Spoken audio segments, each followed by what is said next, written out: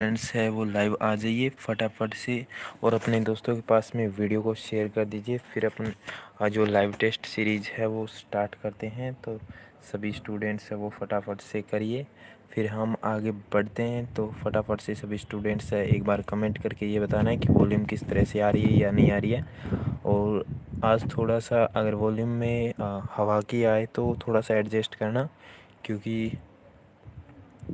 थोड़ी सी आंधियाँ चल रही है उस वजह से आ रही है प्रॉब्लम। तो सभी के सभी एक बार शेयर कर दीजिए, फिर हम लाइव चलते हैं। आज का जो क्वेश्चन है उस पर हम डिस्कस करते हैं।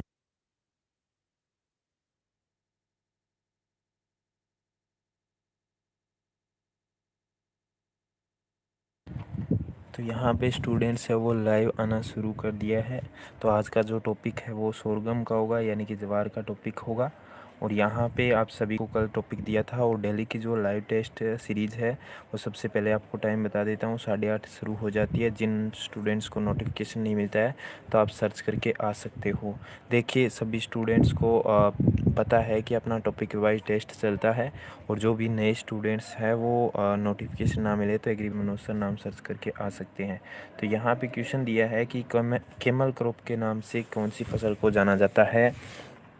ए बाजरा, बी ज्वार, सी गेहूँ और डी तारामीरा। देखिए यहाँ पे जो ज्वार है उसका बॉटनिकल नेम की अगर बात करेंगे तो सोरगम बाइकोलर नाम होगा, यानी कि बाइकलर नाम होगा। और अगर इसकी कुल की अगर बात करेंगे तो कुल है वो पोएसी होगा, यानी कि कुल है वो पोएसी होगा। और इसके अंदर अगर फल की अगर बात करेंगे तो फल है वो कैरियोप्सिस प्रकार का होता है। और यहाँ पे जो कॉमन नेम है, कॉमन नेम किसका है तो वो है ज्वार का। यहाँ पे अर्चना का हेलो हाय, और धर्मप्रीत सिंह का हेलो हाय, पंकज का बी आंसर दिया है। ठीक है, यहाँ पे देखिए इस क्वेश्चन का जो आंसर है वो ठीक है बी आंसर है। जो ज्वार होती है इसको कैमल क्रॉप के नाम से भी जाना जाता है और मोटे अनाजों का राजा के नाम से भी जाना जाता है, यानी कि मोटे अनाजों के राजा के नाम से भी जाना जाता है। अब बात करते हैं यहाँ पे नेक्स्ट क्वेश्चन में कि ज्वार की जो फसल है वो होती है C3, C4, A and B और C2 आंसर। देखिए यहाँ पे आपको बताना है कि ज्वार है वो किस तरह की फसल होती है। देखिए ज्वार है वो एक तरह से आपको बता दूं कि इसके अंदर अलग से जो नरबंदे जीन होता है वो कंबाइन काफिर होता है, कंबाइन काफिर 60 होता है। तो आप सभी अगर लिख रहे हो, और यहाँ पे अभिनेश कुमार गुड इवनिंग, तो इसका आंसर है वो स्टूडेंट्स दे रहे हैं C4 होगा, यहाँ पे C3 नहीं होगा, पंकज का सही है। और धर्मीचंद राणा हेलो हाय सभी को, और यहाँ पे C4 होगा, बी आंसर है वो राइट होगा, पंकज का सही है और धर्मीचंद का भी सही है। यानी कि C4 प्लांट होता है या C4 फसल होती है। सॉरी, प्लांट नहीं कह सकते, फसल ही होगा। अब देखिए ज्वार के अंदर ल्यूसिन की मात्रा पाई जाती है 1 से 2, 2 से 5 और 7.5 से 16 और 4.2 से 28। तो HCN की मात्रा ल्यूसिन की मात्रा पूछा गया है। तो आपको बता दूं जो ल्यूसिन है वो अगर पशु है ज़्यादा खा लेते हैं तो उससे प्लाग्रा नाम का एक डिजीज़ है, या प्लेग्रा नाम का एक डिजीज़ होता है या रोग होता है, जिसके वजह से काफ़ी दिक्कत होती है पशुओं को। तो आप देख सकते हो। और यहाँ पे ज्वार जो कच्ची अवस्था होती है उसको खाने से पित्त रोग भी हो जाता है, और कच्ची अवस्था में हाइड्रोसाइनिक यानी कि HCN और पुरुनिक अम्ल जिसे धुरिनिक भी कहा जाता है। तो यहाँ पे अगर ज्वार में ल्यूसिन की अगर बात करेंगे तो यहाँ पे किन किन स्टूडेंट्स का राइट आंसर है देखते हैं। तो यहाँ पे सैंडी चौधरी का राइट आंसर है और संतोष कुमावत का सही है। इसके बाद में वर्षा कुमारी का सही है और धर्मीचंद का भी सही आंसर है। देखिए सी आंसर है वो राइट होगा। जिन जिन स्टूडेंट्स ने सी दिया है उन सभी का सही है। नेक्स्ट क्वेश्चन पे अपन बात करेंगे कि ज्वार को अधिक खाने से कौन सा रोग होता है। नाइजीरिया, प्लेग, पेलाग्रा रोग और पित्त रोग। तो यहाँ पे मैंने आपको पहले भी बताया था, एग्रीकल्चर सुपरवाइज़र पंकज शर्मा। तो यहाँ पे सभी स्टूडेंट्स है वो बताइए कि इस क्वेश्चन का आंसर क्या होगा। देखिए आपको पहले ही बता देता हूँ, जो पित्त रोग है वो ज्वार की कच्ची अवस्था खाने से होता है, कच्ची अवस्था में खाने से। लेकिन मैंने क्वेश्चन में क्या पूछा है, ज्वार को अधिक खाने से कौन सा रोग हो जाता है। यानी कि ज्वार के अंदर जो ल्यूसिन की मात्रा है वो ल्यूसिन की मात्रा 7.5 से 16 तक होती है। तो इसको खाने से यहाँ पे पेलाग्रा नामक रोग हो जाता है। तो यहाँ पे जो राइट आंसर है वर्षा कुमारी का राइट आंसर है, पंकज का सही है, ये स्टेटस का सही है, और उसके बाद में सैंडी का भी सही आंसर है, सैंडी चौधरी का। तो यहाँ पे सी आंसर है, उन सभी स्टूडेंट्स का सही आंसर है। नेक्स्ट में 5 नंबर जो टेस्ट का क्वेश्चन है उस पर डिस्कस करते हैं। ज्वार में खनिज लवण की मात्रा पाई जाती है 0.6, 1.9, 2.7 और 8.4। देखिए जो ज्वार होता है उसमें खनिज लवण की मात्रा पूछा गया है। तो ज्वार के अंदर वसा होती है वो 1.8% पाई जाती है। कितनी? 1.8% पाई जाती है। अगर कार्बोहाइड्रेट की बात करेंगे तो 73 से 75% कार्बोहाइड्रेट पाया जाता है। दर्शना Kumawat, good evening.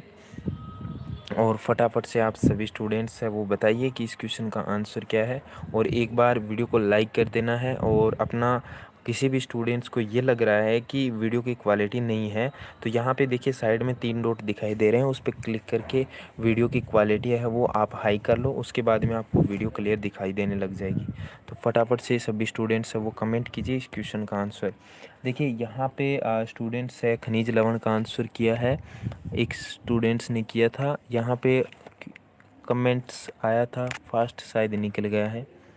B answer agriculture supervisor Pankaj Sharma का बी आंसर है, राइट आंसर है यहाँ पे बी आंसर। और गजानंद पवार का भी सही है। तो यहाँ पे बी आंसर है वो राइट होगा। देखिए खनिज लवण है वो 1.9% पाया जाता है। तो यहाँ पे जिन जिन का बी आंसर है उन सभी का सही है, बी आंसर होगा। संतोष राठौड़ का भी बी आंसर है, सही है। अब बात करते हैं नेक्स्ट में 6 नंबर क्वेश्चन है कि जो ज्वार के अंदर जो पुष्पक्रम होता है उसको क्या कहते हैं? एरोपेनिकल कैरियोप्सिस या कैप्सूल। देखिए यहाँ पे अगर पूछा जाए कि आपसे कि ज्वार का पुष्पक्रम क्या होता है, तो ज्वार के अंदर जो फल का प्रकार होता है वो कैरियोप्सिस प्रकार का होता है। किस प्रकार का होता है? कैरियोप्सिस प्रकार का होता है। अगर एग्रोनॉमी की लगभग रोपें होती हैं उनमें कैरियोप्सिस प्रकार का ही फल का प्रकार होता है। तो यहाँ पे इस क्वेश्चन का आंसर है, दर्शना कुमावत ने राइट आंसर दिया है पेनिकल। देखिए ज्वार के अंदर जो पुष्पक्रम होता है वो पेनिकल होता है, बी आंसर है वो राइट होगा। तो यहाँ पे राइट आंसर यहाँ पे बी आंसर होगा। सभी का जो बी आंसर है उन सभी का सही होगा।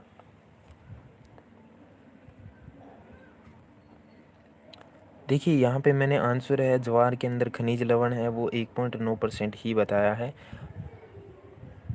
ज़्यादा नहीं बताया है। उसके बाद में 7 नंबर क्वेश्चन है, HCN की मात्रा ज्वार में होने पर, यानी कि ज्वार में होने पर पशुओं के लिए हानिकारक होती है, यानी कि कितने % होने पर? 0.5, 1.5, 2.5 और या 1.34। तो यहाँ पे आप सभी पूछ रहे हैं तो आपको बता दूं कि HCN क्या होता है। HCN है जिसको हाइड्रोसाइनिक कहते हैं, और यहाँ पे अगर इसकी मात्रा है यानी कि कितने % से ज़्यादा होने पे। अच्छा दर्शना कुमार थोड़ा स्पीड से करवाओ सर। ठीक है, यहाँ पे थोड़ा स्पीड से करवाएंगे। देखिए यहाँ पे अगर HCN की अगर मात्रा बात करेंगे तो जो HCN की मात्रा अगर ज़्यादा हो जाए, 0.5 है उससे अगर ज़्यादा हो जाए तो पशुओं के लिए ये हानिकारक होती है। तो यहाँ पे जो ए आंसर है उन सभी स्टूडेंट्स का सही है, कानाराम का, पंकज का, अभिनेश का और संतोष का, सभी स्टूडेंट्स का सही है। 1 नंबर क्वेश्चन है, इस पे हम डिस्कस करते हैं। जो HCl, यहाँ पे HCl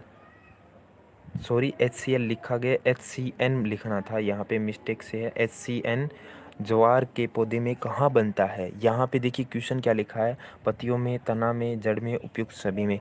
तो आप फटाफट से 8 नंबर क्वेश्चन का आंसर देना है कि HCN है वो पौधों के अंदर कहाँ बनता है। और जो ज्वार का पौधा है वो एक बहुधा पर परागित यानी ऑफ्टन क्रॉस पोलिनेटेड फसल होती है। तो यहाँ पे कुछ स्टूडेंट्स कह रहे हैं सर थोड़ा फास्ट करवाओ, तो आपको मैं बताऊँगा। देखिए इस क्वेश्चन का आंसर है, लगभग स्टूडेंट्स का गलत आंसर आएगा क्योंकि आपने क्वेश्चन को अच्छे से नहीं पढ़ा। यहाँ पे HCN लिखा है वो तो सही है, लेकिन आपने क्वेश्चन ढंग से नहीं पढ़ा। मैंने क्या क्वेश्चन लिखा है, ज्वार के पौधे में कहाँ बनता है, आपको ये बताना है। अगर मैं मान जाऊँ कि आपने अगर अच्छे से अगर ये क्वेश्चन पढ़ा है तो आप इस टॉपिक को, तो आप इसका आंसर है वो सही दोगे। लगभग स्टूडेंट्स का यहाँ पे आंसर है वो गलत होगा।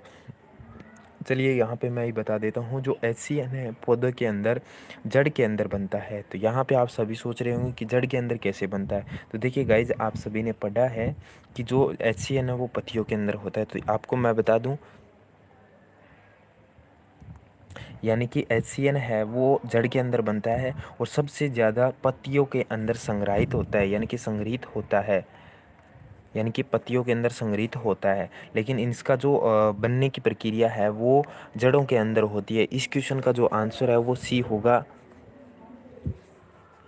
यहाँ पे आप सभी को मैं बता दूं कि जो आंसर है वो सही है, यहाँ पे सी आंसर ही होगा, इसका ए आंसर नहीं होगा, क्योंकि क्वेश्चन है वो मैंने थोड़ा घुमा कर दिया था। उसके बाद में बात करते हैं कि ज्वार की मीठी किस्मों में TSS पाया जाता है। ज्वार की जो मीठी किस्में हैं उनमें TSS है वो कितने परसेंट पाया जाता है? 18%, 17%, 20% या 17%। तो आपको बताना है कि जो ज्वार है, ज्वार के अंदर कितने परसेंट TSS, जो मीठी किस्में होती है उसमें TSS पाया जाता है। अगर अपने बात करेंगे मीठी किस्में कौन कौन सी है, तो मीठी सूडान है जिसको SSG 59 के नाम से भी जाना जाता है। और यहाँ पे ज्वार के अंदर एक्साहोस्टिव फसल भी है जो कि मृदा को कमज़ोर बनाती है। यानी कि यहाँ पे नरेंद्र गुर्जर ने बोला है कि सुपरवाइज़र के बारे में, और इसके साथ में ही मैं इस बारे में लास्ट में डिस्कस करूँगा सुपरवाइज़र वाले के बारे में, क्या सिस्टम क्या है वो।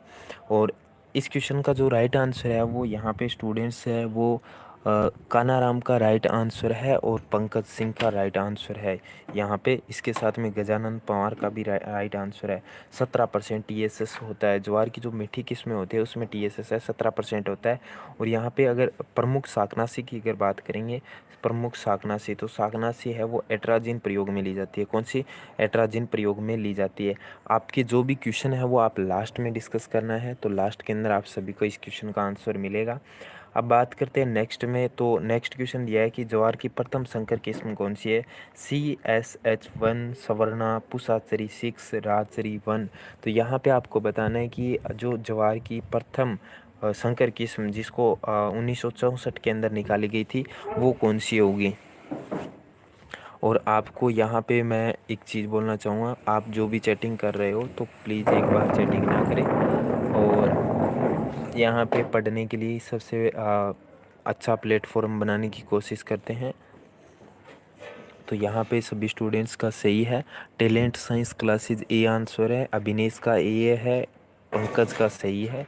तो CSH1 यानी कि ज्वार की प्रथम संकर किस्म है, यहाँ पे सही होगा राइट आंसर। और सवर्णा है वो एक अन्य नॉर्मल किस्म है, और इसके साथ में पूसाचरी और ये जो राजचरी है वो एक कटाई वाली किस्म होगी, यानी कि एक ही कटाई वाली फसलें हैं। उसके बाद में अपन बात करेंगे 11 नंबर की कि ज्वार के अंदर सूखा सिल किस्म कौन सी है? CSH9, CSH1, CSH5 और CSV15। देखिए सूखा सहनशील वाली दो किस्में हैं, एक तो है CSV 17 और इसके साथ में ही दूसरी किस्म और भी है जिसके बारे में आपको बताना है कि कौन सी है। तो यहाँ पे स्टूडेंट्स ने आंसर दिया है ए, धर्म गोयल, और इसके साथ में ही वर्षा, पंकज और टैलेंट साइंस क्लासेज, इसके साथ में ही सभी स्टूडेंट्स ने आंसर है वो राइट दिया है। देखिए यहाँ पे ज्वार की जो सूखा सहनशील किस्म है, एक तो CSH9 और एक है CSV17। यहाँ पे दो किस्में जो कि सूखा सहनशील वाली किस्में होंगी। उसके बाद में अपन बात करेंगे कि ज्वार की फसल की वृद्धि के लिए आवश्यक तापमान होता है 15 से 20 डिग्री सेंटीग्रेड, और 25 से 30 डिग्री सेंटीग्रेड, और 32 से 35 डिग्री सेंटीग्रेड, और 40 से 45 डिग्री सेंटीग्रेड। तो यहाँ पे आपको मैं बता दूँ कि अलग अलग इसकी वेराइटियाँ हैं, वो बहुत सारी वेराइटियाँ हैं, लेकिन कुछ कुछ वेराइटियों के बारे में अपन डिस्कस कर लेते हैं। तो आप सभी स्टूडेंट्स से फटाफट से इस क्वेश्चन का आंसर देना है कि तापमान है वो वृद्धि के लिए कितना आवश्यक होता है। देखिए अगर पीएच की मान बात करेंगे तो पीएच है वो 6.5 से 7.5 की आवश्यकता होती है। और इसके लिए जो मिट्टी है वो मिट्टी दोमट और बलुई दोमट मिट्टी आवश्यक होती है। इसके लिए अगर गर्म जलवायु की आवश्यकता होती है, गर्म जलवायु वाला पौधा है, और ये ज्वार खरीफ और जायद दोनों मौसमों में उगाई जाती है। तो यहाँ पे स्टूडेंट्स ने किसी ने भी आंसर है वो राइट नहीं दिया है, तो आप सभी आंसर दीजिए इस क्वेश्चन का, फिर फटाफट से सभी के सभी।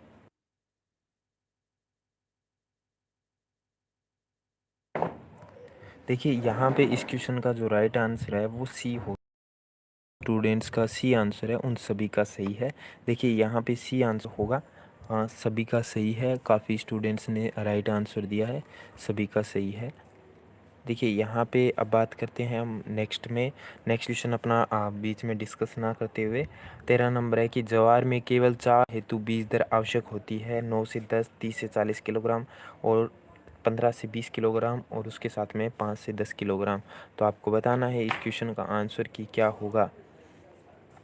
तो फटाफट से आप बताइए सभी के सभी स्टूडेंट्स है वो इस क्वेश्चन का आंसर क्या होगा। देखिए यहाँ पे अगर एनपीके की अगर बात करेंगे हम, तो एनपीके है वो 80 40 40 प्रति किलोग्राम प्रति हेक्टेयर की दर से आवश्यक होती है। यहाँ पे स्टूडेंट्स ने आंसर दिया है कि जो चारा हेतु, केवल चारा हेतु अगर सीड रेट की अगर बात कर रहे हैं तो हर्ष, गोदारा, हेलो हाय, तो यहाँ पे केवल चारा के लिए बी आंसर होगा राइट आंसर। तो जिन जिन स्टूडेंट्स का बी है, पंकज का, धर्मीचंद का और चंद्रा देव सिंह का, इसके साथ में ही अभिनेश का, वर्षा का, तो बी आंसर है आंसर है वो सही होगा।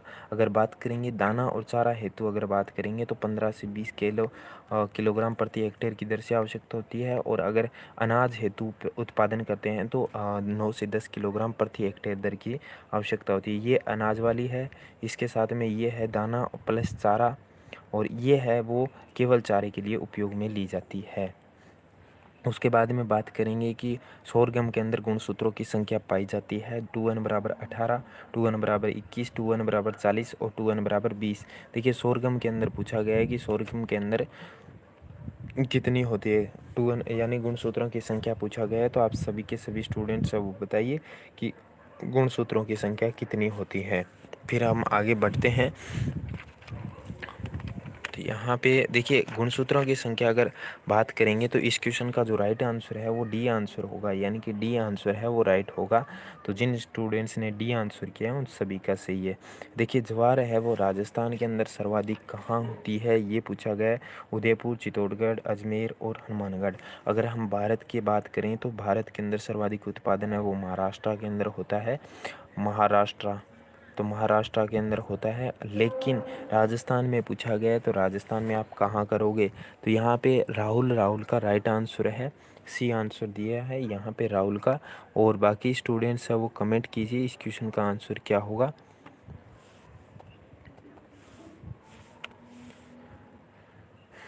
फटाफट से देखिए कमेंट करिए सभी के सभी स्टूडेंट्स हैं। चलिए मैं यहाँ पे आपका वेट करते हुए इस क्वेश्चन का आंसर है वो बता देता हूँ। सी आंसर है वो राइट होगा।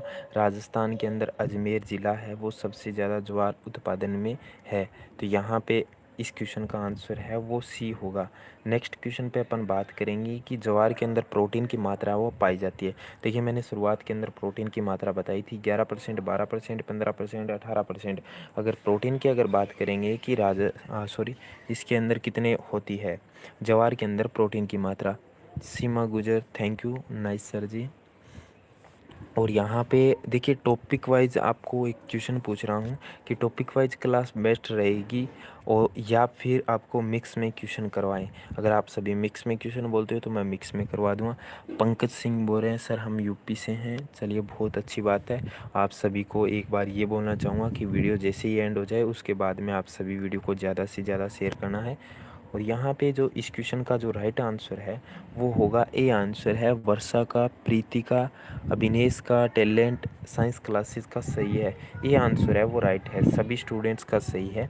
देखिए यहाँ पे बहुत ही शानदार क्वेश्चन दिया है कि ज्वार की कटाई कितने दिन बाद होती है। 40 से 45, 40 से 50, 50 से 55 और डी ऑप्शन दिया है 55 से 60 दिन बाद। देखिए ज्वार की अगर कटाई की बात की गई है तो आप सभी अच्छे से देख सकते हो कि कटाई है वो कितने दिन बाद की जाती है। देखिए यहाँ पे कटाई के मामले में 2-3 पॉइंट्स है उसके बारे में बता देते हैं। टॉपिक पर करवाओ सर प्लीज़ सीमा। हाँ टॉपिक वाइज करवा रहे हैं, ठीक है सर। टॉपिक वाइज अभिनेश का भी ठीक है। तो आप सभी सर हम RJ56 वाले हैं, वेरी गुड। तो आप सभी टॉपिक वाइज कह रहे हो, चलिए हम टॉपिक वाइज ही चलते रहेंगे। तो आज का टॉपिक है वो आप हाँ, यहाँ पे गजानंद पवार डेली का टेस्ट होता है 8:30 बजे। और जो भी नए स्टूडेंट्स हैं वो चैनल पर नए हो तो चैनल को सब्सक्राइब करने के साथ साथ बेल आइकन को प्रेस करना है और ऑल नोटिफिकेशन ऑन करना है। और यहाँ पे इस क्वेश्चन का जो राइट आंसर है वो यहाँ पे मैं बता देता हूँ, 45 से 50 दिनों का। देखिए यहाँ पे चारे की कटाई है वो अगर बात करेंगे तो 45 से 50 दिन होगा, बी आंसर होगा। अगर बहु कटाई वाली किस्में होती है जिसकी प्रथम यानी कि एक तो सीधी होती है, एक ज़्यादा कटाई वाली होती है, उसकी 50 से 55 दिन के बाद करते हैं। अगर दाना वाली होती है तो उसकी करते हैं 115 से 125 दिन बाद फसल काटते हैं। और दानों के अंदर नमी का पूछा गया है तो उसके बारे में आपको मैं बता दूंगा। और बाकी आगे क्वेश्चन करते हैं। नेक्स्ट 18 नंबर क्वेश्चन दिया है कि जवार के दानों में नमी कितने % रहने पर कटाई करनी चाहिए। तो ए आंसर है 12, बी 15, सी 25 और डी 36%। तो यहाँ पे आप सभी स्टूडेंट्स को बताना है कि इस क्वेश्चन का आंसर क्या होगा। देखिए यहाँ पे आपको इसके साथ में ही बता देता हूँ कि जवार की जो उपज है या यील्ड है इसकी औसत, तो वो औसत उपज है वो 30 से 40 क्विंटल प्रति हेक्टेयर की दर से उपज होती है। अगर चारे की उपज की बात करेंगे तो 300 से 400 क्विंटल प्रति हेक्टेयर दर की आवश्यकता होती है। कई बार क्वेश्चन में आपसे पूछ लिया जाता है देसी किस्मों की उपज कितनी होती है, तो 10 से 15 क्विंटल प्रति हेक्टेयर की दर से होती है। तो इस क्वेश्चन का आंसर है किसी भी स्टूडेंट्स का सही नहीं आया है तो आपने थोड़ा सा, मैं आपको बोलूँगा कि क्वेश्चन को ध्यान से पढ़ो कि क्या पूछा है आपसे, कि ज्वार के दानों में नमी कितनी रह जाए तब कटाई करनी चाहिए, यानी कि ज्वार के अंदर। तो इस क्वेश्चन का आंसर है वो होगा सी आंसर, यानी कि 25% रह जाए तब कटाई की जानी चाहिए। तो इस क्वेश्चन का आंसर है वो सी आंसर होगा। तो यहाँ पे थोड़ा सा आप देख सकते हो।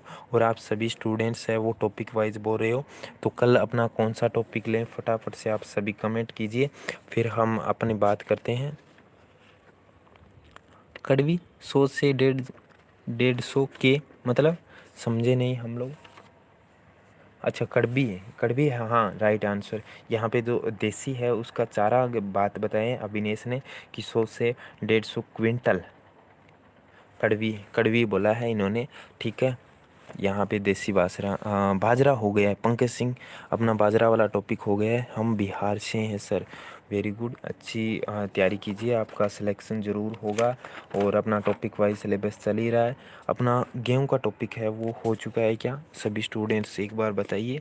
देखिए गेहूं वाला टॉपिक है वो हो चुका है। इसके साथ में अपना टॉपिक रहता है आगे का, वो आपको बता देता हूँ। जो वाला टॉपिक कराएंगे हम, जो का टॉपिक, बारले का टॉपिक डिस्कस करेंगे नेक्स्ट वीडियो में। और आप सभी स्टूडेंट्स एक बार फटाफट से बताइए कि वीडियो किस तरह से आपको लगती है डेली की। और आप सभी के लिए आज के शुगर कैन वाला टॉपिक बोल रहे हैं सर। एनिमल हस्बेंड्री की क्वेश्चन, मैं नागौर से हूँ, वर्षा। Very good. और ऑयल सीड्स, शुगर कैन, देखिए सीड वाला टॉपिक करवा दिया है सर पेपर के बारे में, ठीक है। यहाँ पे पेपर के बारे में डिस्कस करेंगे। बारले, यहाँ पे कल वाला जो का टॉपिक ही लेंगे, कल जो का टॉपिक लेंगे कल। उसके बाद में अपन गन्ना वाला टॉपिक ले लेंगे शुगर केन के बारे में। और धर्म गोयल यहाँ पे बोला है गुड इवनिंग सर, प्लीज़ बताएं। यहाँ पे बोला है सर 12th के एग्ज़ाम्स के बारे 12th एग्ज़ाम्स के बारे में जल्दी न्यूज़ मिलने वाली है। और यहाँ पे अभी डोडासा जी का अभी कोई भी बयान नहीं है। गजानंद जी, सर जी जीके की क्लास नहीं लगती क्या।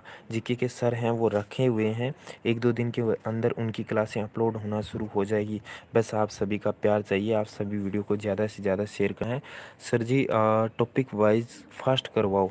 देखिए टॉपिक वाइज करवा रहे हैं। आज ज्वार का टॉपिक है वो मैंने पूरा करवाने की कोशिश की है। अगर कोई भी टॉपिक इस पॉइंट में रहा है तो देखिए मैं पूरी कोशिश की है जो करवाया है। लेकिन इंसेक्ट वाला और इसके साथ में ही डिजीज वाला टॉपिक रहता है तो वो हमें नहीं पता। देखिए बिहार बोर्ड के बारे में नहीं पता मुझे। और वर्षा कुमारी, बहुत मस्त वीडियो है, धन्यवाद। और अभिनेश कुमार सर, बहुत अच्छी पाठशाला लगती है, धन्यवाद। और बाकी देखिए कल जो का टॉपिक है अच्छे से पढ़ के आना है। एनिमल हस्बेंड्री में आपको मैं टॉपिक दे देता हूँ कल क्लास आप सभी स्टूडेंट्स बोलते हो तो लगभग अपनी क्लास है लगभग 12 बजे के आसपास कर देते हैं। आपको टेलीग्राम में अपडेट दे दूंगा और वहीं पे आपको टॉपिक जो है वो बता दूंगा। देखिए यहाँ पे सभी स्टूडेंट्स है वो आंसर दे रहे हैं। देखिए इस क्वेश्चन में आज जो टॉपिक थे उसमें 18 क्वेश्चन इंपॉर्टेंट रहे हैं। बाकी देखिए कितने भी पढ़ लो आप सभी, एग्ज़ाम्स के अंदर जो इम्पोर्टेंट रहते हैं वही आएंगे, वही नॉर्मल क्वेश्चन आएंगे, अलग से क्वेश्चन नहीं आने वाले हैं। नॉर्मल अपने पास में NR सुंडा बुक होती है, हैंड बुक होती है सभी के NCERT की। धर्म गोयल आप agri by Manoj sir Telegram में जाकर सर्च कीजिए, वहाँ पे हर अपडेट्स है यूट्यूब की वहाँ पे आपको मिल जाएगी और वहाँ पे टाइम है वो वहीं पे बता देंगे। अब यहाँ पे यूट्यूब पे अपना टाइम ख़राब नहीं करेंगे क्योंकि स्टूडेंट्स है वो अन्य टीचर भी क्लास लेते हैं, तो आप सभी अन्य की लेना चाहे तो ले सकते हैं। यहाँ पे आप सभी को मैंने केमिस्ट्री की क्लासें हैं वो बताया हुआ है, जो अराइज स्टडीज़ नाम का यूट्यूब चैनल है चलते हैं। वर्षा कुमारी का टाइम 8:30 बजे है का शाम को टेस्ट एग्रीकल्चर का, और इसके साथ में एनिमल हस्बेंड्री का कल टेलीग्राम में बता देंगे। और science talent science classes, thank you nice sir, thanks welcome. और यहाँ पे बाकी स्टूडेंट्स बोल रहे हैं सर लाइक नहीं किया क्लास को करो, टैलेंट साइंस क्लासेस बोल रहे हैं। हाँ जी सभी स्टूडेंट्स एक बार वीडियो को लाइक ज़रूर कर दो। तो बाकी देखिए यहाँ पे बाकी शेयर करना ही है आपको, क्योंकि आप सभी के लिए मैं इतनी मेहनत करता हूँ। यहाँ पे आप सभी के लिए डेली के 1 घंटा तो क्वेश्चन बनाने में लगते हैं, उसके बाद में टाइपिंग खुद ही करता हूँ। यहाँ पे सभी की सभी टाइपिंग खुद करता हूँ तो टाइम बहुत लगता है। आपको लगता है नॉर्मल कम से कम एक टॉपिक को बनाने में कम से कम 2 से ढाई घंटे लगते हैं, तब जाकर ये टॉपिक क्लियर होता है। और यहाँ पे सभी स्टूडेंट्स को शुभ रात्रि, अपनी तैयारी करिए और जो भी स्टूडेंट्स पढ़ना चाहते हैं वो पढ़िए। अब टेलीग्राम में हम क्वेश्चन करते हैं डिस्कस वहीं पे। मिलते हैं नई वीडियो के साथ, नई अपडेट्स के साथ, तब तक जय हिंद।